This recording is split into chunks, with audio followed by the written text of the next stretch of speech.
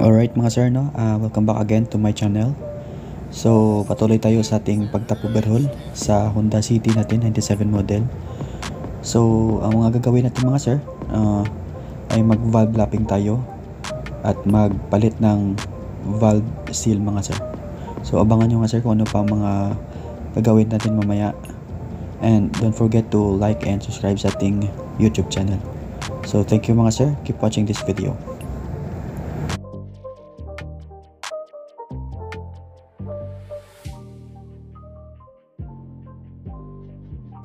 So ayan mga sir, no, kung nakikita nyo yung ating valve seal ay medyo malutong na. So papalitan din natin yun mamaya mga sir. So madali lang yan tanggalin mga sir. At saka anyway sir, no, ang ating mga valve pala, no, intake at saka exhaust, i-separate nyo lang sir para hindi siya maghalo-halo at hindi magpalit-palit yung mga valve spindle natin. So ganyan na sir gagawin nyo. Ayan po. So mag-valve lapping tayo mamaya mga sir.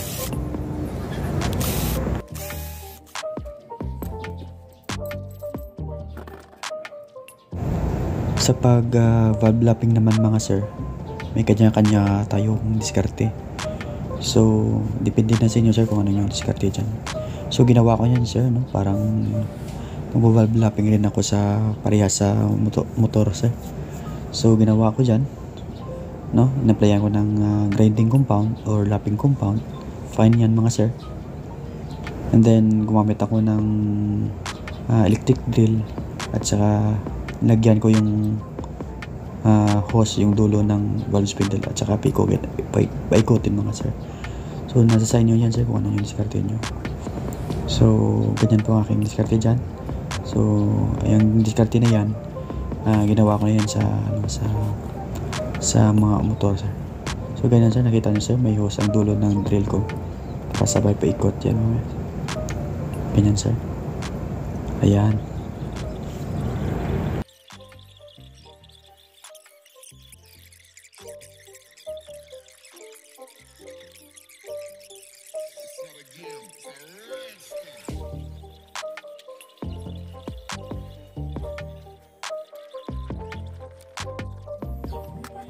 So ngayon mga sir, no, palitan na natin yung mga valve seal.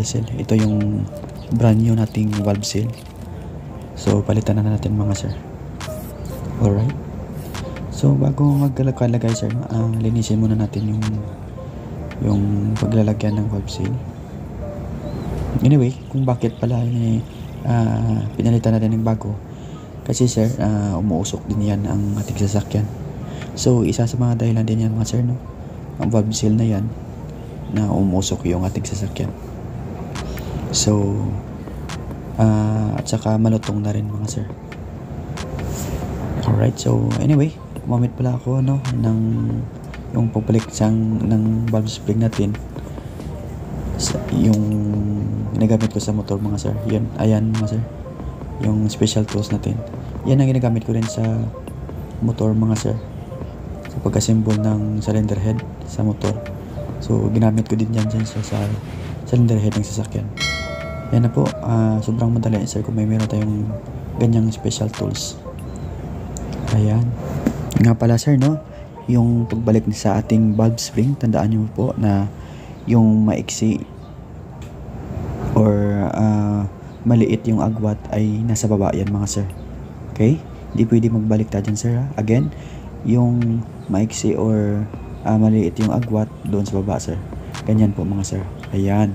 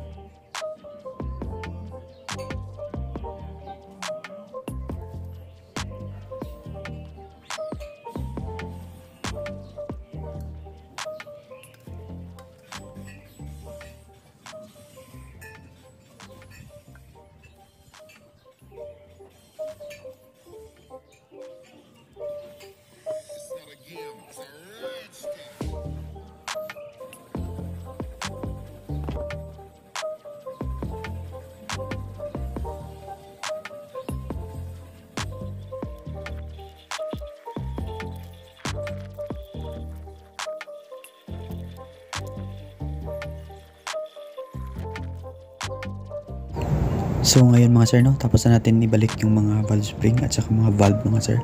So ngayon again magli-leak test tayo mga sir. I-leak test natin na ulit sir kung merong ulit na leaking mga sir. So ayan sir, again nagmamit ako ng gasolina para mag-leak test sir kung may leaking ba ulit ng ating mga valves.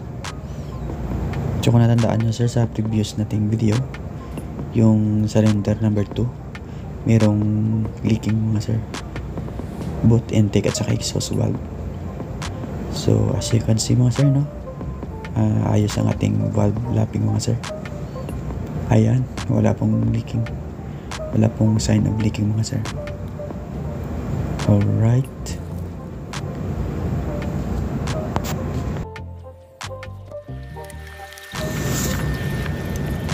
so ngayon ibalik natin ating camshaft mga sir at saka yung rocker arm. So pagbalik ng camshaft at rocker arm, lagyan natin konting langis mga sir. At tapos binalik ko na rin yung intake manifold natin para madali na lang pagsalpak mamaya mga sir. Alright, at tapos mga sir, no, lagyan din natin ng thermostat to kasi walang install na thermostat ito mga sir. So yung nakita niyo sir ko yung thermostat housing natin, no, niremedyohan ko yan sir kasi bulok na talaga sir yung ang housing niya. May budget na tayo, ipapalitan natin mga sir.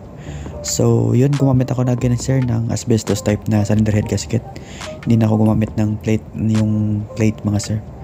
So maganda kasi yan ng mga asbestos sir, no, para kahit may mga tama yung cylinder wall natin o hindi masyadong pantay yung head natin, so malapat ng mabuti mga sir. So yan naman mga sir, no, balik ko na yung cylinder head. Ayan, so dahan-dahan lang sir magbalik mga sir. So tandaan nyo sir na may dowel pin tayo dyan na dalawa, so double check nyo talaga sir na may balik nyo ang dowel pin dyan. Alright,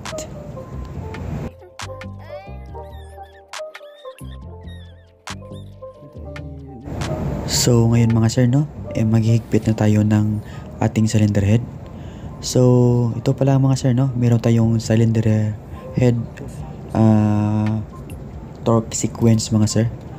So ayan po, kung nakita nyo sa ating screen, ayan po ang ating cylinder head torque sequence. So sundan nyo lang naman mga sir. Ayan po ang nasa owner's manual mga sir, no, ng Honda natin mga sir. So ganyan na sir, kailangan po natin yung torque wrench na mga sir ha.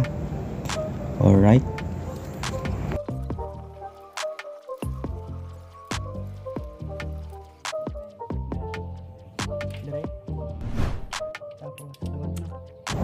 alright mga sir, no, hanggang dito lang muna yung video natin mga sir. So abangan na lang natin yung kasunod or karugtong ng ating pagtap overhaul sa ating Honda City. So abangan din natin doon sir yung valve clearance natin at saka engine timing mga sir. So ituturo ko sa inyo sa next video natin sir. So once again, thank you so much and God bless everyone.